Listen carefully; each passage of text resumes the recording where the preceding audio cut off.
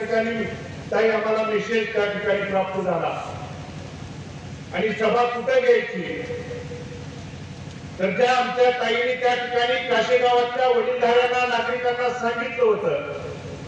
की भगीरथला घेऊन त्या ठिकाणी आम्ही काशेगावात मोठी सभा घेऊ आणि मोठ्या बहिणीनं दिलेलं वचन वडीलधाऱ्याला असेल तरुण चाकऱ्यांना असेल माता भगिनींना असेल ती पूर्ण करण्याची जबाबदारी छोटा भाऊ म्हणून त्या ठिकाणी माझ्यावरती आहे म्हणून मी सांगितलं या पंढरपूर मंगळवेढा मतदारसंघाची पहिली मोठी सभा ही काशेगाव नगरीत त्या ठिकाणी झाली पाहिजे आणि म्हणून त्या सभेला त्या ठिकाणी परवानगी देऊन आदरणीय देशमुख साहेबांनी आदरणीय पाटील साहेब आले त्यांचं पंढरपूर आणि मंगळवेढाकरांच्या तमाम त्या ठिकाणी मायबाप जनतेच्या वतीनं मी मनापासून या ठिकाणी स्वागत करतो बंधूंनो उद्याची ही लोकसभा निवडणूक आपल्या शेतकऱ्यांच्यासाठी सर्वसामान्यांच्यासाठी खूप महत्वाची आहे कारण उद्याची निवडणूक ही मोदी विरुद्ध इंडिया या देशातला इंडिया आघाडी म्हणजे या आघाडीत समाविष्ट झालेल्या पक्षांची आणि प्रमुखांची नाही तर या देशातल्या सर्वसामान्य शेतकऱ्यांची कष्टकऱ्यांची बेरोजगार तरुणांची जी त्या ठिकाणी आर्त हाक आहे जी पिळवणूक या गेल्या 10 वर्ष लगातार त्या ठिकाणी सुरू आहे याच्यावरती आवाज उठवण्यासाठी आपल्याला कदाचित लोकशाही आणि संविधान वाचवण्यासाठी ही शेवटची बंधूंनो उद्याच्या लोकसभेची त्या ठिकाणी संधी आहे आणि म्हणून जागरूकतेने उद्याच्या 7 तारखेला आपण आशीर्वाद रूपी मतदान द्या ही विनंती सर्वप्रथम त्या ठिकाणी करतो शेतकऱ्यांच्या बाबतीत त्या ठिकाणी अगोदरच्या अनेक मान्यवरांनी बोलताना सांगितलं की आज 2 दिवसापूर्वी भाजपच्या उमेदवाराचा अर्ज भरण्यासाठी या राज्याचे उपमुख्यमंत्री आले होते त्यांनी सांगितलं उमेदवाराकडे बघून मतदान करू नका तर मोदींच्याकडे बघून मतदान करा प्रत्येक पंचवार्षिकला उमेदवार बदलला जातो फक्त मोदी त्या ठिकाणी चेहरा आमच्यावरती त्या ठिकाणी दाखवला जातो परंतु आम्ही सगळ्यात जास्त कुणाला कंटाळलो असेल घाबरलो असेल तर त्या ठिकाणी जे तुम्ही परवा नाव सांगितलं त्यांना त्या ठिकाणी इथले समस्त शेतकरी माता भगिनी तरुण सहकारी त्या ठिकाणी त्यांच्या विचाराला कार्याला त्रस्त झालेले आहेत एकीकडे 6,000 रुपये आम्हाला दिले म्हणून तुम्ही सांगता परंतु कपडे असेल किंवा जे शेतकरी आपण कृषी प्रधान देश म्हणून त्या ठिकाणी आपण वावरतो आज या काशेगाव नगरीत आणि पंचक्रोशीत सगळ्यात जास्त साहेब द्राक्ष बागायतदाराशी निगडीत असणारे सगळ्यात मोठं आमच्या जिल्ह्यातलं आणि परिसराचे हे गाव आहे आज जर त्या ठिकाणी या द्राक्ष बागायत असेल किंवा डाळिंब आणि इतर पिकांच्या बाबतीत बियाणं असतील खतं असतील त्या ठिकाणी औषधांसाठी हजारो लाखो रुपयाचा जीएसटी आणि कर त्या ठिकाणी आम्हाला शेतकऱ्यांना भरावा लागतो एकीकडे तांब्यानं तुम्ही आमच्याकडे चालून घेता आणि दुसरीकडे चमच्यानं देऊन आम्हाला दिलं म्हणून जर सांगत असाल तर नक्कीच विचार करायला लावणारी निवडणूक आहे आणि म्हणून शेतीशी जोडधंदा असणारा दुग्ध व्यवसायाकडे आमचा शेतकरी माता भगिनी वळल्यानंतर दुधाला त्या 4 पैसे वाढून देतील माझा प्रपंच त्या ठिकाणी माझं कुटुंब सुधारेल या नात्यानं या भागातला शेतकरी दुग्ध व्यवसायाकडे वळल्यानंतर मात्र आज दुधाची परिस्थिती काय आहे आज जर त्या ठिकाणी दुधाचा दर बघितला तर 22 ते 24 रुपये फक्त दुधाला त्या ठिकाणी दर आहे आम्ही आंदोलन केली मोर्चा काढला रस्त्यावरती उतरल्यानंतर तुम्ही अनुदान देण्याची त्या ठिकाणी घोषणा केली जानेवारी महिन्यामध्ये अनुदान देणार म्हणून सांगितलं आज एप्रिल शेवट आलाय परंतु 1 रुपयाचे अनुदान त्या ठिकाणी शेतकऱ्याच्या कुठल्या किंवा दुग्ध व्यवसायाच्या कोणत्याही खात्यावरती त्या ठिकाणी जमा झालेलं नाही म्हणून या सगळ्या गोष्टीचा सारासार विचार करायला लावणारी निवडणूक आहे उमेदवार कोण आहे समोर राम सातपुते नाव राम आहे परंतु प्रवृत्ती रावणांची आहे साहेब माझ्या वडिलांच्या निधनानंतर पोटनिवडणूक झाली त्या पोटनिवडणुकीत हा माळशी रस्ता आमदार म्हणून त्या ठिकाणी भाजपच्या प्रचारात आला होता आणि प्रचारात भाषण काय केलं तर नाना गेले त्याबरोबरच नानांची स्वप्न त्या ठिकाणी गेली म्हणून या प्रचाराच्या सभेने तालुक्यामध्ये बोलला अरे तुमचं भाजप आणि नीतिमत्ता त्या ठिकाणी तुमच्या मनामध्ये त्या ठिकाणी संवेदना ही गोष्ट कधीच असू शकत नाही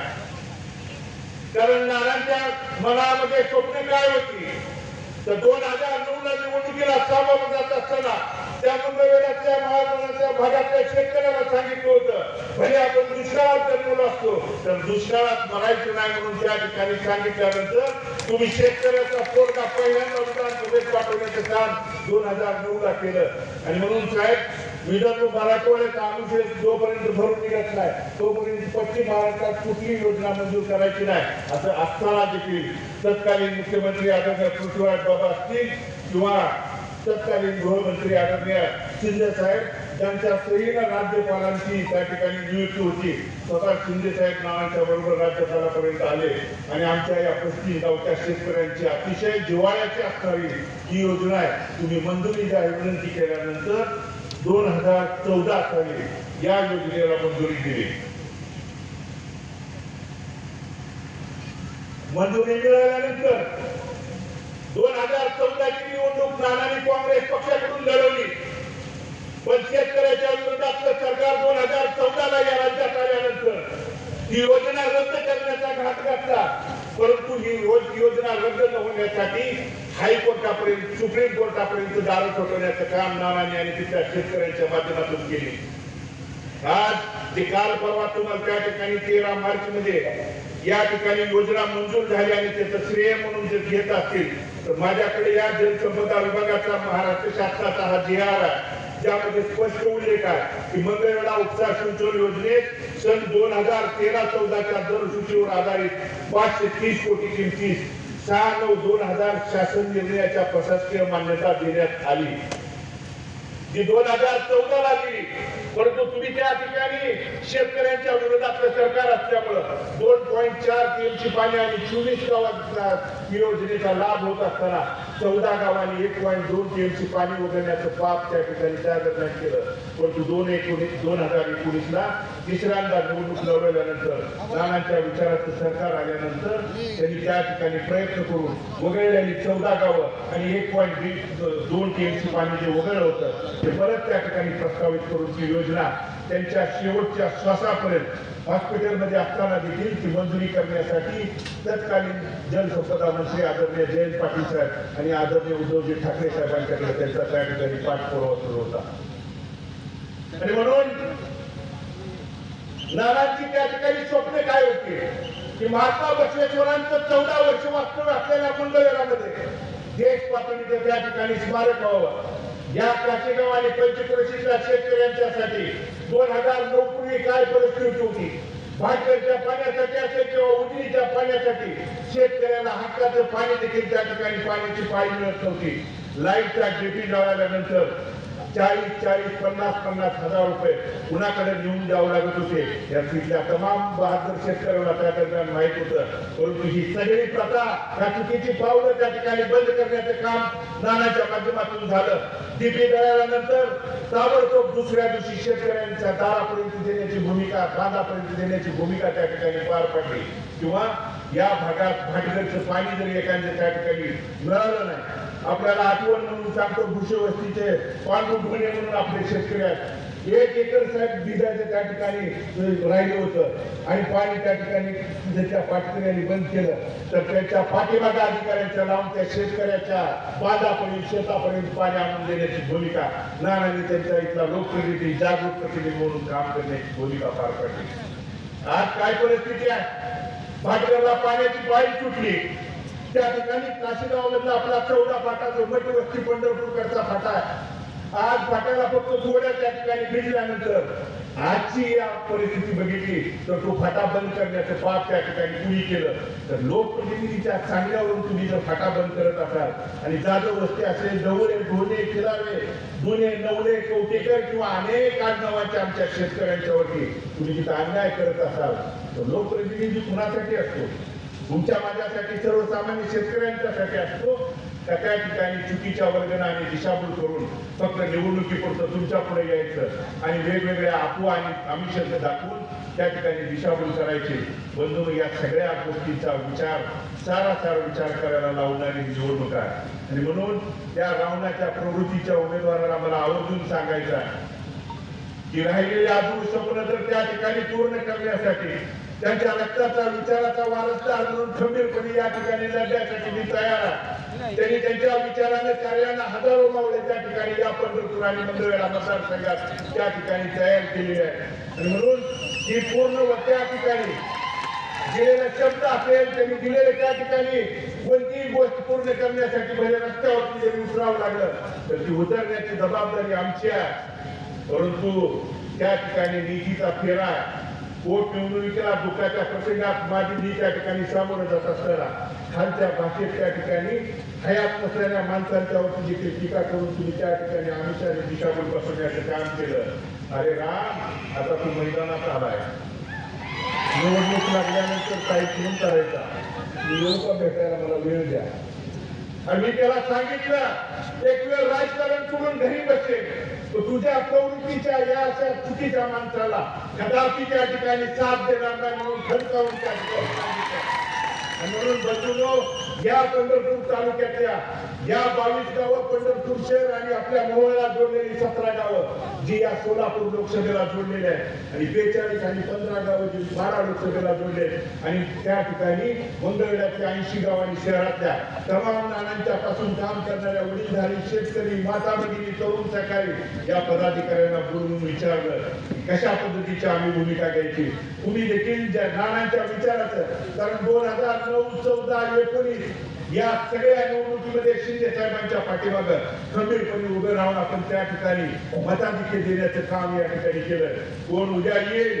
अमुक अमक्याचा फॅक्टर आहे, तमुक अमक्याचा फॅक्टर आहे. यावेळी यापूर्वी देखील निवडणुकामध्ये बघितलंय. आठवण म्हणून त्यांना सांगतो, 2014च्या निवडणुकीच्या वेळी या देशाच्या पंतप्रधानांची त्या ठिकाणी निवडणुकीचं भाषण पंढरपूरमध्ये होतं. त्याच वेळी नानांची सभा याच ठिकाणी काशेगावमध्ये त्या दरम्यान होती.